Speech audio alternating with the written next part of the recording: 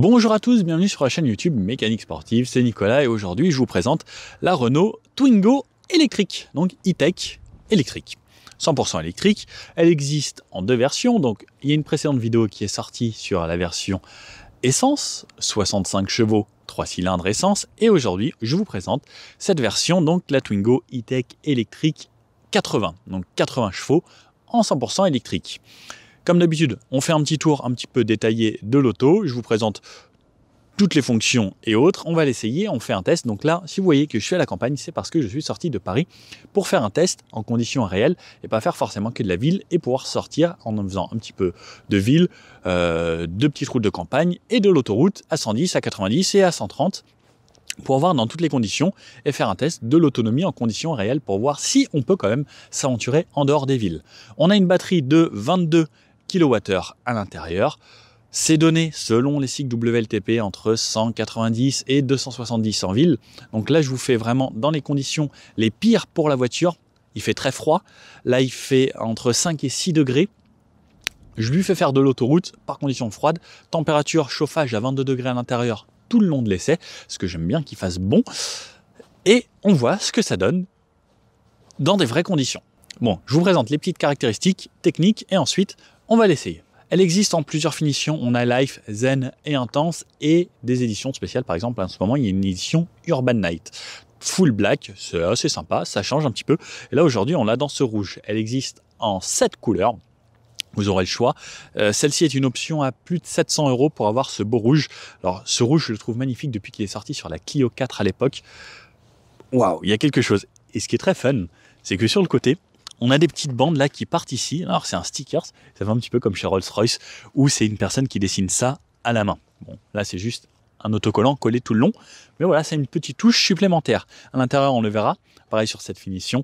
On a des beaux sièges cuir tissu avec des rappels rouges. Et à l'intérieur, alors je vous spoil pas, mais j'adore l'intérieur. Je suis fan de cette petite voiture à l'intérieur. C'est extra. À l'avant, donc pour ouvrir le capot ici, on a quelque chose de spécial où il faut donc tourner, enlever ça, pour pouvoir y mettre la clé ici, qui va nous permettre de déverrouiller. Et ensuite, on va pouvoir tirer l'avant. Je ne vous l'ai pas montré sur l'autre vidéo. Donc, si vous voulez savoir, c'est ici. Donc, j'enlève ça. Et j'insère ma clé pour le faire. La démo, donc j'enlève ça. Hop, je tourne ça ici. Et normalement, je peux déverrouiller ça. Non, il me semble... Alors, je vous avoue que je ne l'ai jamais fait. Ah non, je déverrouille ça ici. Ici, je déverrouille. Donc, je tire ces deux loquets. Et ensuite, j'ai accès... donc à ce coffre qui s'ouvre ici pour pouvoir aller voir mon liquide de refroidissement pour les batteries, mon liquide de frein de dot et mon liquide de lave-glace juste ici. Donc ça, c'est une partie que je ne peux pas enlever. Donc comme on peut voir, il est maintenu en dessous. Et donc là, j'ai accès à rien puisque normalement, à part juste remettre du liquide de lave-glace, vous n'avez pas grand-chose à faire sur une voiture électrique.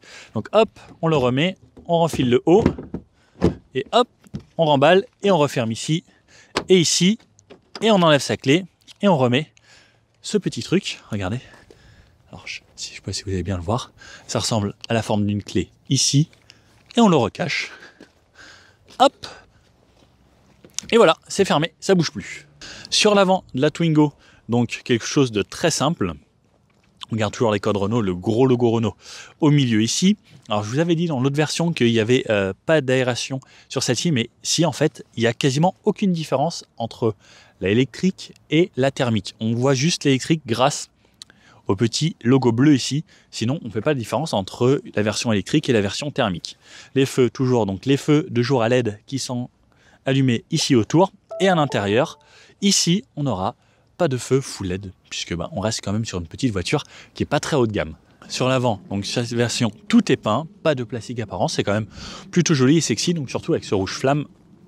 Ici, pareil, des petites entrées d'air là, donc avec des volets qui s'ouvrent et qui se ferment. Sur les versions électriques, c'est important d'avoir des volets qui s'ouvrent et qui se ferment à l'intérieur. Ça permet pour les normes WLTP de gagner un petit peu en autonomie et baisser les consommations.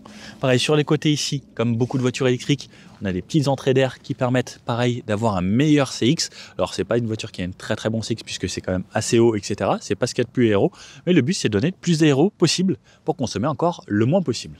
Sur le côté, je vous le fais rapidement, mais comme je vous disais, il y a cette belle ligne ici, des petites entrées d'air à l'arrière pour aller pas forcément refroidir le moteur ici, puisque comme on n'a pas un moteur thermique, pas très utile, mais on a gardé toute la carrosserie de la version thermique sur cette version électrique. Porte à l'avant donc qui s'ouvre avec ce type de poignée. La clé, puisqu'on a toujours une vraie clé sur la Twingo. Donc de cette façon, on tournera pour mettre le contact, mais on a quand même le verrouillage centralisé. Le petit rappel Z2 ici électrique pour vous dire que c'est une version électrique sur celle-ci. La portière arrière qui s'ouvre ainsi, avec pareil la fenêtre qui s'ouvre comme sur les anciennes voitures où la fenêtre ne descend pas dans la porte. Si vous voulez voir vraiment toute la présentation de l'intérieur, là je vous le referai juste rapidement pour vous montrer la différence entre celle-ci et la thermique. Mais vous pouvez aller voir la vidéo de la version thermique où je détaille un petit peu tout ce qu'il y a de l'intérieur pour pas vous refaire une vidéo trop longue ici. Au niveau des jantes, on aura plusieurs choix, soit les jantes de base, soit celles-ci qui sont en option. Et aujourd'hui, on a du 15 pouces en 165 de large. Sur l'arrière, exactement la même que l'autre. Donc, feu ici, avec des ampoules, le logo Twingo, le badge Renault. On ouvre sur cette petite partie. Alors, il faut bien tirer. Le mieux, c'est juste de cliquer et ensuite lever cette partie. Et donc, toute cette partie est en verre, c'est une seule pièce, avec l'essuie-glace qui est très important sur cette voiture. Le coffre, on a ce petit coffre ici, pareil, qui ne change pas entre la version thermique et la version électrique, sauf qu'ici on a l'avantage d'avoir des câbles. On a un beau sac Renault que vous allez sûrement pouvoir avoir en option, avec le petit drapeau de la France, très sympa, pratique pour mettre ses câbles. En dessous, hop, pour moi ce sera exactement la même version que l'autre. On a toujours l'isolant en mousse, sauf que l'avantage c'est que cette fois-ci, ça ne va pas du tout chauffer puisqu'on n'a pas de moteur thermique ici. Ça aurait été bien peut-être d'avoir dans la version électrique un petit peu plus d'espace puisque on n'a pas tout ce moteur ici. Au niveau des sièges, on peut toujours abattre 50-50 la banquette arrière. Et voilà pour le coffre, et on peut tirer ici pour refermer et ensuite, clac. Sur l'arrière, pareil, tout est peint et pas de pot d'échappement, puisque oui, une version électrique, il n'y a pas de pot d'échappement. La seule différence que vous allez trouver avec l'autre, ce sera le badge Z2 électrique ici. Pour l'intérieur, je vous le fais très brièvement, donc la poignée ici pour ouvrir la porte, et donc on ouvre la fenêtre de cette façon, donc comme à l'époque sur par exemple les Saxo ou autres, ces vieilles voitures. La portière ici, donc qui permet d'être plus creusée comme on n'a pas la vitre qui descend à l'intérieur, donc regardez ce qui en fait une portière très fine. La petite poignée pour refermer, toujours en blanc, j'adore ici. L'élastique pour mettre une grande bouteille, on a un grand rangement là.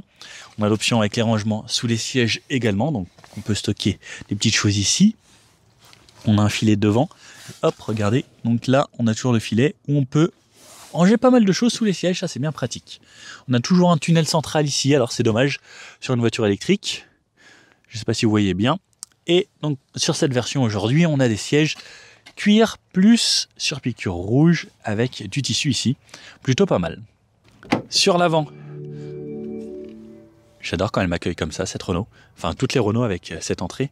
Et regardez ce rouge, donc à l'intérieur, ils ont rappelé du rouge, mais en mat comme ça, satiné. Et écoutez. J'adore vous faire écouter à quel point c'est doux, le mat.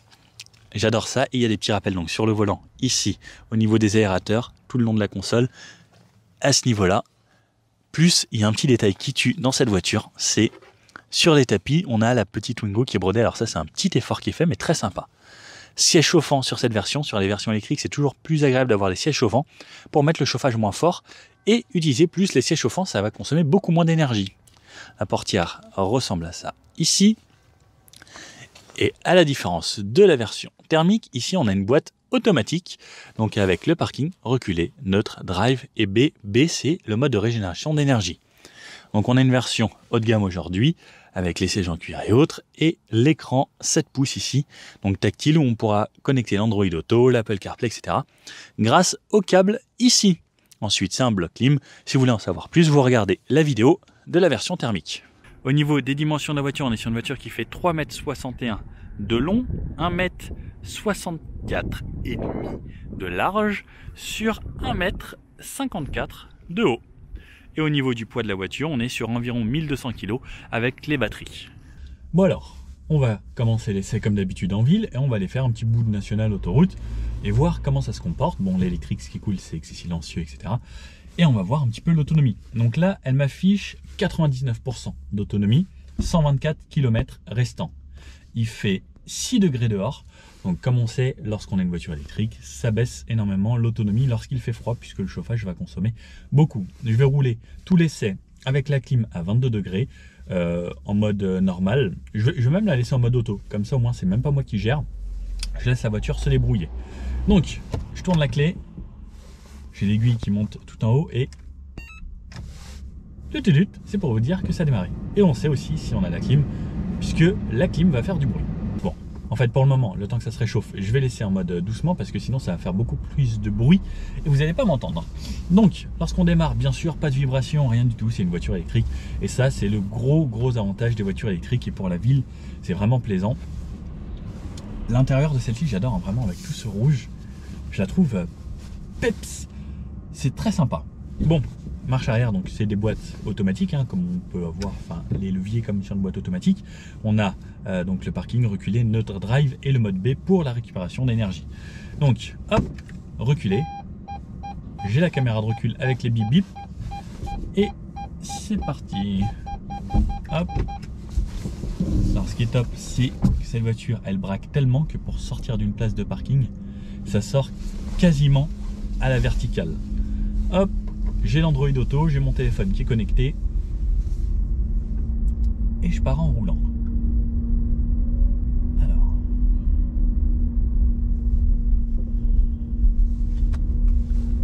on entend le bruit des moteurs et le bruit que ça fait à l'avant, donc pour donner cette sensation qu'il y a quand même quelque chose qui tourne. Et les gens aussi de l'extérieur jusqu'à 30 km/h vont entendre ce bruit artificiel. Hop. Donc là, je commence en mode D. On essaiera ensuite le mode B, donc qui est la récupération d'énergie juste après. Ce qui est bien, c'est que dès qu'on s'arrête, vraiment pas de bruit, rien du tout. Petit défaut, ça va être de la Twingo, c'est la climatisation pour moi qui fait un poil trop de bruit même quand on est au minimum. Je trouve que ça souffle un peu fort. C'est la petite chose qui m'embête un petit peu sur cette Twingo, que ce soit la version essence ou celle-ci, c'est exactement le même bloc clim ensuite. J'aurais bien aimé que le tout premier écran soit un petit peu plus doux comme je le disais dans l'autre vidéo. Au niveau de l'insonorisation, c'est une petite citadine, c'est les petites voitures entrée de gamme, c'est pas du premium, donc on entendra un petit peu ce qui se passe autour de nous. On entend un petit peu moins dans celle-ci que l'autre version puisque j'avais le toit qui était ouvrant, donc en toile. Donc là, on est forcément un petit peu mieux insonorisé que de la toile. Mais on entend aussi pas mal ce qui se passe à l'extérieur. Pour redémarrer, ce qui est top, c'est que j'ai pas de vitesse à passer ou quoi que ce soit. Hop. Et ça roule tout seul. L'avantage de l'électrique, c'est que c'est coupleux. Alors même si là c'est une toute petite voiture, une petite citadine, et on sent l'accélération, je sais pas si vous avez vu, mais ça m'envoie quand même en arrière. Si vous faites ça sur la version essence, il va pas se passer grand chose, alors que là, j'ai tout le couple instantanément. Et c'est très sympa. J'ai une petite jauge d'affichage aussi qui me dit lorsque j'accélère et que je récupère de l'énergie. Donc ça c'est plutôt agréable. La direction pareil, toujours aussi légère. À partir du moment où on roule, c'est ultra léger. Puisqu'on n'a quasiment pas de poids sur les roues avant sur cette voiture. C'est très agréable. Pareil, c'est une propulsion. Donc c'est l'arrière qui motrice. Et on est quand même pas mal. Hein. Je vais passer en mode B. Alors, le mode B, je vois plusieurs B. B2. B1, alors B1, ok, B2, ok, ça récupère un petit peu plus d'énergie, et B3 ça a l'air de récupérer un poil plus, ok, donc on peut pas mettre le B3 parce que je suis encore avec trop de batterie dans la batterie, trop d'énergie dans la batterie, donc quand elle est pleine elle peut pas se recharger beaucoup plus.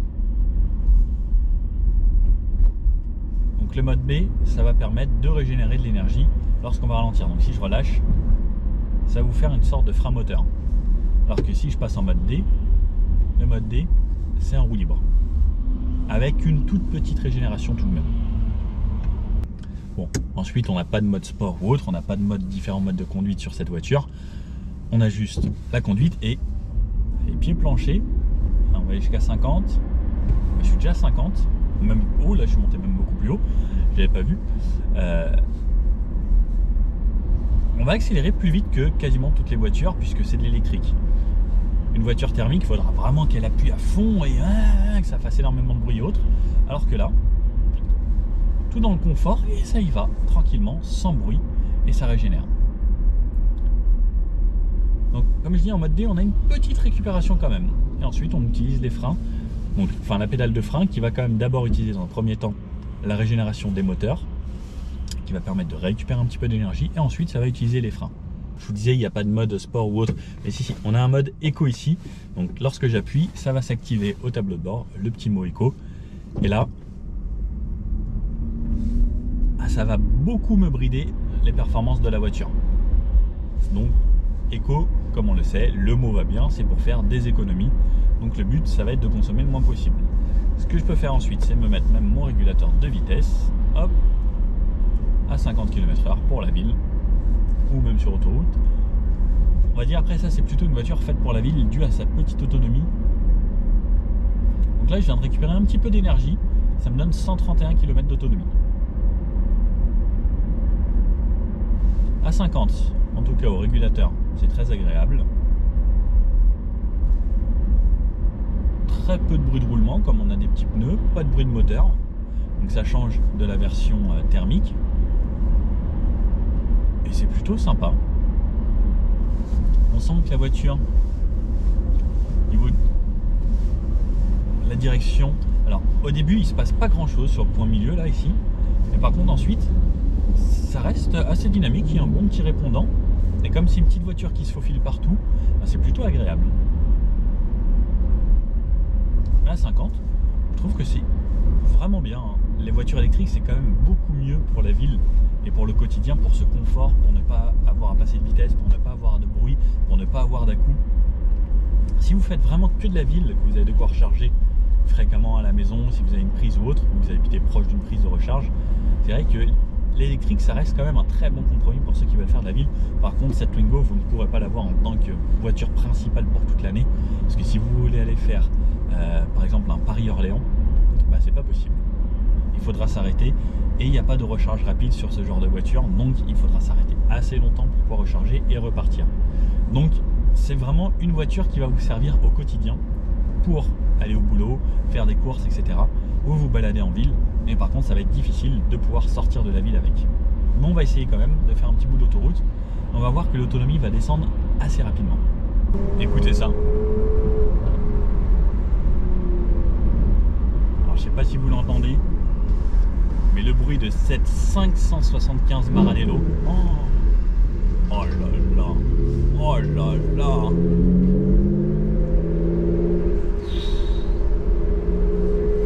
qu'est-ce que c'est beau la sonorité.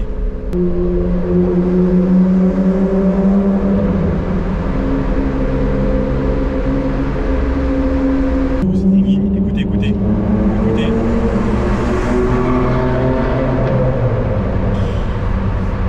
Qu'est-ce que c'est beau. Bon, allez, on sort vraiment de la ville, 90 ici, et on va même aller se mettre à 110. Alors je commence à 90 pour voir ce que ça donne. Donc l'autonomie vient de passer de 127 à peu près à 113 km directement là, parce qu'on était un petit peu en pente, et on s'est mis à 90. 90 km/h. On a légèrement du bruit du vent autour du pare-brise, très léger. Quasiment pas de bruit de roulement, ça reste toujours très très bien contenu. Pas de bruit de moteur, pas de vibration, c'est agréable. On est sur un goudron qui est assez récent. Et à 90, eh ben, c'est vraiment sympa. Ça reste une voiture, une citadine, mais qui peut rouler. Allez, de 90 à 110, pied plancher, hop, 105, allez, 110. Ça y va plutôt bien. Ouais, ça accélère convenablement. On n'a pas nécessairement besoin de plus. Et hop, on va accélérer et j'allais me mettre au régulateur à 110. On a un petit peu plus de bruit du vent, mais ça reste franchement plutôt contenu, c'est correct pour une petite citadine. Alors en plus c'est assez gros, assez haut, c'est pas ce qu'il y a de plus aérodynamique comme auto.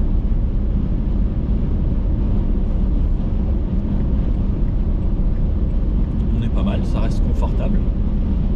On entend très légèrement un petit bruit de moteur électrique qui tourne, très légèrement, il faut vraiment y faire attention. à part ça, pareil, on n'entend pas les bruits de roulement sur la route. Juste un peu de bruit du vent et ce petit son de moteur électrique. Et ça reste pareil, toujours confortable. La voiture, elle reste pareil, toujours assez vive, si je dois l'emmener. Plutôt bien.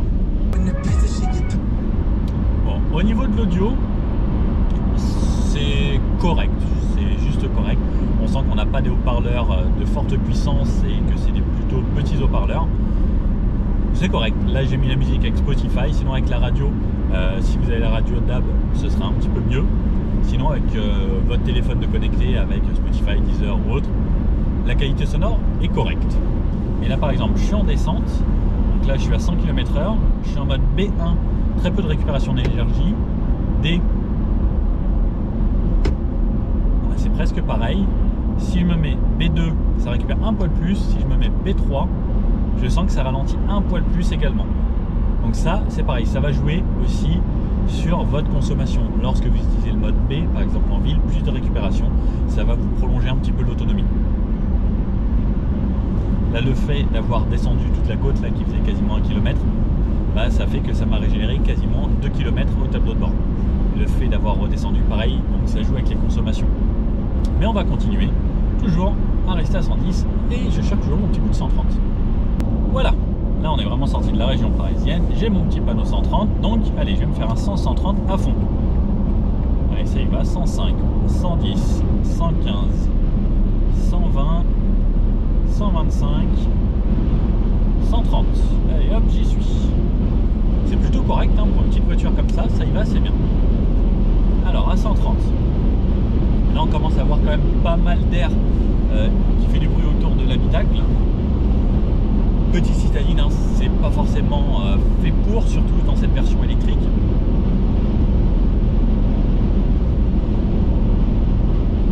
C'est correct, toujours, à part le bruit du vent, on n'entend quasiment rien. Hein. Les bruits de roulement, c'est très contenu, très peu.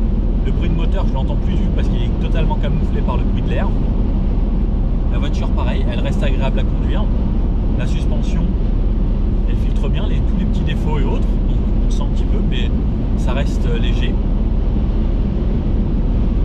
Bah, c'est vraiment pas mal. Par contre, là, je sens que les kilomètres deviennent des demi-kilomètres quasiment, puisqu'on les perd beaucoup plus vite à 130 km/h qu'à 110. Donc là, ça ralentit un petit peu. Et si je dois réaccélérer, bah, je me fais pas peur pour doubler, ça reste correct. Hein. Cette version électrique sera mieux niveau accélération que la version 65 chevaux en essence pour les reprises et pour pouvoir doubler sereinement. Et donc dès que je décélère, comme je suis en mode B, j'ai une sorte de gros frein moteur, c'est agréable.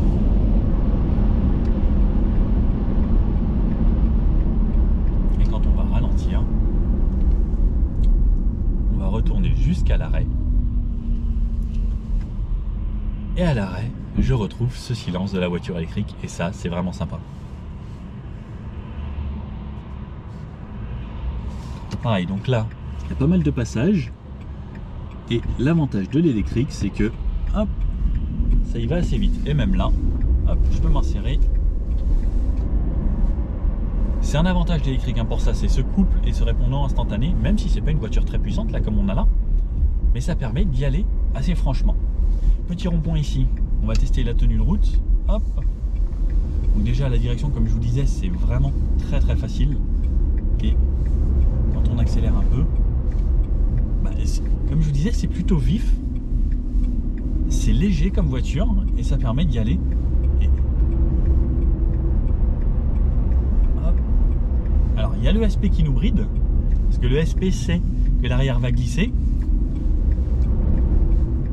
J'aime vraiment bien. Les sièges, alors je suis pas hyper bien maintenu. Et par contre, dès que le SPC que vous avez plus glissé, ça réaccélère plutôt bien. On va tester un rond-point un peu plus grand. Pareil sur la tenue de route. Bah, ça tient bien, hein, on se fait pas peur. J'ai toutes les assistances qui sont là pour m'aider. Donc pas de gros sous-virages, pas de gros sur-virages. Puisque en fait les assistants sont là pour ralentir la voiture dès le début. Voilà. Donc même quand on est jeune permis, au final, on va pas se faire peur avec. Sur la chaîne, hein, vous savez, on essaye un petit peu toutes les routes, tous les chemins, même sur ce type de chemin. Bien sûr, hein, comme toutes les voitures, ça peut y aller. Et ça reste pas déconnant niveau confort. On sent que la voiture reste assez ferme. Pour une citadine, c'est plutôt bien. Et on peut y aller sans souci. Marche arrière. Comme je disais au tout début, j'ai ma caméra de recul. Alors, ce qui va être top avec cette voiture, donc comme vous pouvez le voir là, on est sur un petit chemin où deux voitures peuvent se croiser à peine. Regardez en manœuvre. Donc, je vais me faire un demi-tour juste ici. Le rayon de braquage de cette voiture est juste fou. Avec une autre voiture, il m'aurait fallu je ne sais combien de manœuvres. Là, je pense qu'en... je suis pas joueur, c'est pas la mienne. Hop. Et regardez, j'ai fait demi-tour, ça y est, je suis déjà... J'ai même pas besoin d'aller plus loin. Le rayon de braquage de cette voiture est impressionnant. C'est une vraie citadine. Oui, ça pique les yeux, le soleil. Par soleil. Très grand, très pratique. On va essayer dans ce tout petit endroit de faire demi-tour ici. Et on peut vraiment faire demi-tour ici. C'est impressionnant. Et même si je veux retourner là, regardez, ça y va tout seul. Cette voiture est impressionnante, vraiment. Il n'y a quasiment aucune voiture avec laquelle on peut faire ça dans un si petit endroit. Vous avez vu à quel point c'est petit. Bon, par contre, même défaut que la petite qu'on a fait dans Twingo, c'est que je trouve que le volant, il faut vraiment beaucoup le manipuler pour pouvoir faire des manœuvres de ce style. Donc j'aurais bien aimé un peu moins d'angle de volant, parce que là il faut quand même vraiment beaucoup jouer avec et beaucoup le tourner. Bon, d'un côté ça amène plus de précision là où on veut aller, mais il faut quand même beaucoup lors des manœuvres, beaucoup le tourner, même s'il est très facile à manipuler. Bon alors, quand on regarde les voitures électriques, il y en a quelques-unes des autres, hein. Par exemple la Spring, si on veut rester chez Renault, Dacia et dans les petites citadines pas trop chères en électrique, franchement il n'y a rien à voir entre une Spring et celle-ci. Ça c'est déjà quand même beaucoup plus péchu, hein, 80 chevaux au lieu de 45 de la Spring. La Spring, elle fait vraiment en plus voiture très vieille et très basique, alors que là on a quelque chose de basique mais qui est à peu près dans l'air du temps. Une Spring, c'est vraiment le strict minimum et poussé à du plastique, mais pas comme sur la Twingo. La Twingo, on est quand même sur une voiture simple de base où on a une voiture agréable au quotidien. La Spring, c'est vraiment, si vous voulez, le plus bas de gamme de l'électrique et le minimum. Au niveau des batteries et au niveau de l'autonomie, on aura quasiment la même chose que celle-ci, voire limite un petit peu moins. Je vous conseille vraiment de mettre un petit peu plus et de prendre une Twingo. Avec les aides, on arrive à des tarifs à peu près corrects pour des voitures électriques. Alors, tant qu'il y a des aides, il faut en profiter. Effectivement, avec une Spring, on a une voiture encore moins chère, mais la Spring, elle est encore moins confortable, encore moins bien isolée. Alors, quoique là, c'est dit encore moins confortable, mais là, c'est plutôt correct, hein. On a des sièges qui sont assez fermes. On est bien dedans, on a une position de conduite. Bon, c'est une petite citadine, c'est pas une voiture haut de gamme ou autre. Mais la Spring, franchement, c'est pas forcément la voiture que je vais vous conseiller si vous voulez une voiture agréable. La Spring, c'est si on veut vraiment le minimum du minimum. J'ai fait une vidéo sur la Dacia Spring quand elle est sortie, donc sur la chaîne. Pareil, vous pouvez aller la voir si vous regardez des véhicules un petit peu petit budget en achat de voitures électriques. Mais je vous conseillerais quand même beaucoup plus la Twingo. Alors, petit point consommation. Il me reste 50% d'autonomie et 67 km restants.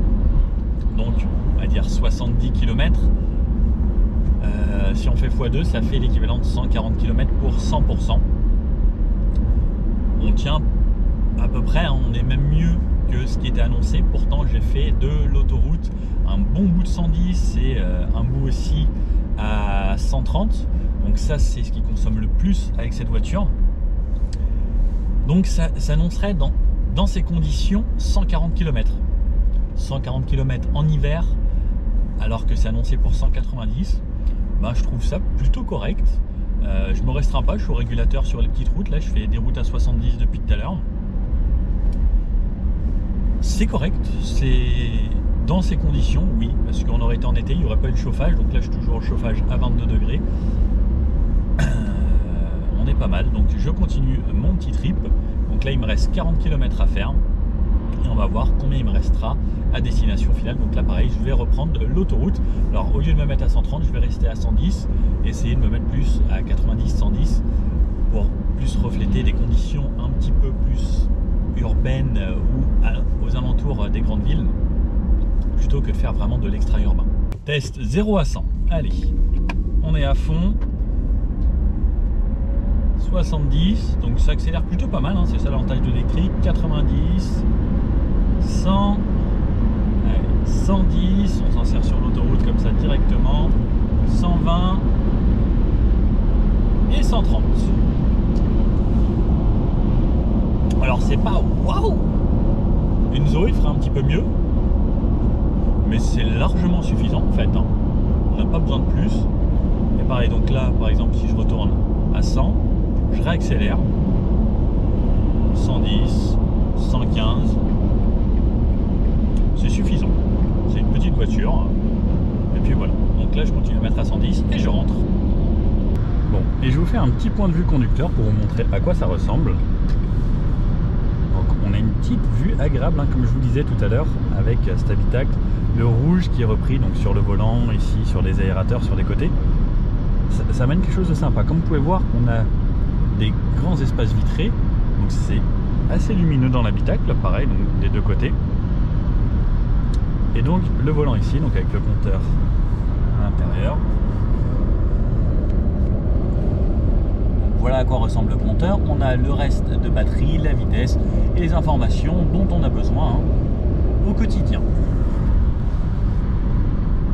J'ai mon Android Auto, là comme vous pouvez voir j'ai pas les pieds puisque j'ai mon régulateur et ça me va très très bien. Donc là il me reste 30% de batterie, ça m'indique 39 km restants puisque la voiture prend en considération également que je suis sur autoroute, donc elle s'habitue à mon rythme. Si vous faites que de la ville, eh bien avec 30% on fera bien plus que 39 km. Bon alors, avec cette Twingo, je l'ai pris ce matin, elle était chargée à 100%, elle affichait 124 km d'autonomie si ma mémoire est bonne. J'ai fait de l'autoroute, j'ai été en gros, donc là je suis à Boulogne, Boulogne-Flins, en ayant fait de l'autoroute, en ayant fait des détours pour justement essayer de vider la batterie au maximum. Il me reste 10% de batterie, ça m'affiche plus l'autonomie restante, donc il restait environ 15 km à peu près d'autonomie restante, mais à partir de 18 km ça m'a affiché en fait 3 petites barres pour me dire vite allez recharger. Donc 10%, j'ai effectué donc avec 90% 113 km exactement, en ayant eu la batterie ce matin à 100%. Il me reste 10%, donc les 124 en allant vraiment à zéro, effectivement on aurait fait les 124. Donc ce que ça annonçait, c'était vraiment avec une utilisation mixte. C'est pas juste de la ville. J'ai vraiment fait de l'autoroute, du 110, beaucoup de 110, une grosse partie à 80-90 sur le retour. Donc c'est convenable. Ce que ça m'annonçait, c'était réel avec les températures de la condition d'aujourd'hui. 6 degrés et ce qui fait, voilà, là il fait 7 degrés. Il y avait un petit peu de soleil, donc ça aide un petit peu à réchauffer l'habitacle. Donc il faut se dire, si vous voulez vraiment une utilisation mixte, pas que de la ville, on pourra faire les 120 km, mais vraiment de 100% à zéro. Donc on sera plus aux alentours de 100 km pour ne pas arriver vraiment à la fin de la batterie. Ça c'était vraiment en faisant de l'autoroute, etc. En ayant fait des 0-100, des accélérations, en ayant testé dans toutes les conditions possibles. Si j'avais fait que de la ville, j'aurais pu avoir une autonomie qui s'approchait des 150, 160, voire un petit peu plus, puisqu'elle est quand même plutôt efficiente. J'ai vu que les consommations n'étaient pas très hautes lorsque je conduisais en ville. En ville, on s'approchera plus, en hiver en tout cas, des mix qui est annoncé par Renault sur cette Twingo. J'aime bien couper ça parce que, comme je vous disais, c'est un petit peu fort. Voiture agréable, c'est bien plus agréable qu'une Spring par exemple. Donc si vous cherchez une petite voiture électrique, ça c'est cool. Niveau intérieur, je préfère largement celle-là aussi. Niveau coloris, etc. qu'une Zoé. La Zoé, je sais pas pourquoi, j'ai pas accroché. Pourtant c'est plus cher. Par contre la Zoé, on a plus de range de batterie, donc on ira beaucoup plus loin. On rechargera plus vite. Batterie plus grosse, plus d'avantages. La Twingo, je la trouve plus maniable, plus sympa, moins puissante, mais plus agréable à vivre au quotidien. Même si la Zoé, il y a plus de place à l'arrière également et un coffre un petit peu plus grand aussi. Donc voilà, bon feeling. il faut ce genre de voiture si vous avez une maison avec de quoi recharger ou sinon une borne très proche de chez vous où vous pouvez recharger facilement et l'utiliser pour le quotidien au travail. Si vous avez 10 km par jour à faire, pas de souci, vous tiendrez quasiment 2 semaines à faire des allers-retours sans problème. Donc avoir vraiment selon les conditions que vous souhaitez. Sinon il y a la version donc thermique que j'ai essayé également comme je vous disais en SE 65 chevaux avec un moteur 1 litre qui au niveau des consommations c'était pas déconnant. J'étais aux environs de 5 litres au 100 à peu près sur une utilisation comme j'ai fait aujourd'hui avec un mix avec des routes de campagne et autres. En ville finalement elle consommait un petit peu plus que ce que j'avais dit dans la vidéo. Elle était plus aux alentours des 6 litres 5 si on fait que de la ville en y allant tranquille. Donc l'avantage là c'est plus de consommation d'essence, un plein à la maison ça coûte environ 3 euros, on fait 150, 160 km si on fait de la ville, voire quasiment 200 selon comment vous allez rouler, selon les conditions. Là c'est vrai que ça devient intéressant, c'est un petit peu plus cher certes à l'achat, pardon. Voilà, à vous vraiment de décider selon le budget que vous avez et l'utilisation que vous allez en avoir. L'avantage de la thermique c'est que on a exactement la même voiture sauf qu'elle est en thermique, mais si vous voulez par exemple aller à Marseille vous pouvez y aller avec la thermique. Celle-là elle sera réservée qu'à la ville. Par contre, au quotidien, voiture beaucoup plus confortable, pas de vibration, pas de bruit, etc. C'est quand même beaucoup mieux si vous faites que de la ville et si vous avez à côté une autre voiture à partager en couple ou avec les enfants, etc. Par contre, par le boulot, c'est top, c'est maniable, ça se faufile partout, c'est réactif en électrique, c'est confortable. Voilà. C'est très difficile de faire le choix entre l'une et l'autre, c'est vraiment, ça dépend de vos conditions d'utilisation. Bon, j'espère que cette vidéo vous a plu. Je vous dis à bientôt pour une prochaine vidéo et on verra ce qu'on essaye la prochaine fois. Ciao!